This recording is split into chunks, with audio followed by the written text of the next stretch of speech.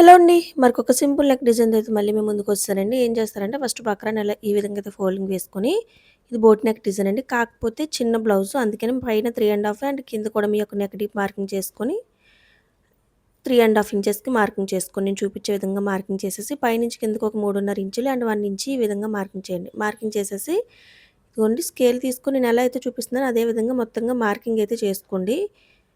ఈ విధంగా మార్కింగ్ చేసేసిన తర్వాత చూడండి ఎలా అయితే మార్కింగ్ చేస్తున్నానో కర్వ్ స్కేల్ అనేది ఉంటే మనకి చాలా యూజెస్ ఉంటాయండి.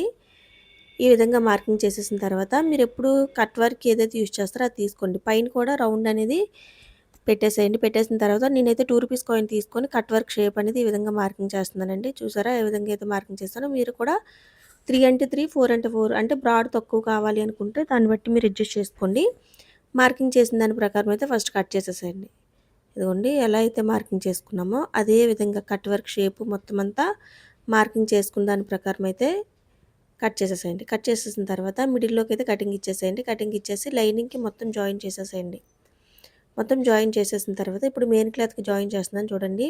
ఇలా పిన్స్ అనేవి అటాచ్ చేసేసేయండి. పిన్స్ అనేవి పైన అండ్ కింద కూడా అంటే అటు ఇటు జరగకుండా ఉంటుందన్నమాట. మనకు స్టిచ్ చేసేటప్పుడు మార్కింగ్ చేసే ఇలా పిన్స్ పెట్టేసిన తర్వాత ఇప్పుడు స్టిచ్ చేసుకొని రండి.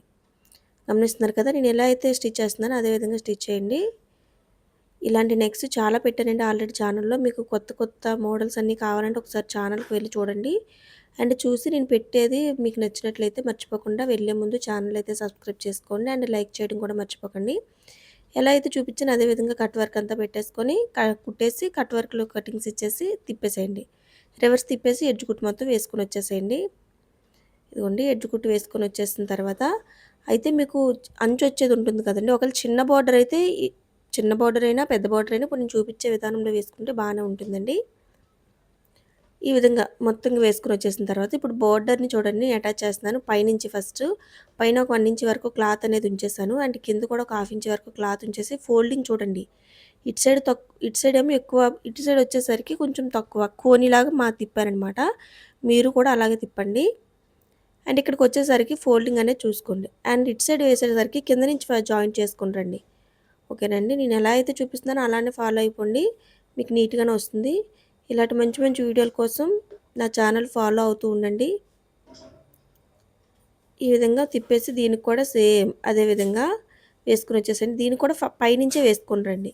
ఒక 1 ఇంచ్ వరకు పైకి వదిలేసి ఈ విధంగా వేసుకొని వచ్చేసేయండి. ఇలాంటి వీడియోస్ మీకోసం ఎప్పటికప్పుడు అప్లోడ్ చేస్తూ ఉంటాను. ఫాలో అవుతూ ఉండండి నా యూట్యూబ్ ఛానల్ని. ఓకేనండి. థ్యాంక్ యూ అండ్ లైక్ చేయడం మర్చిపోకండి. సబ్స్క్రైబ్ కూడా చేసుకోండి.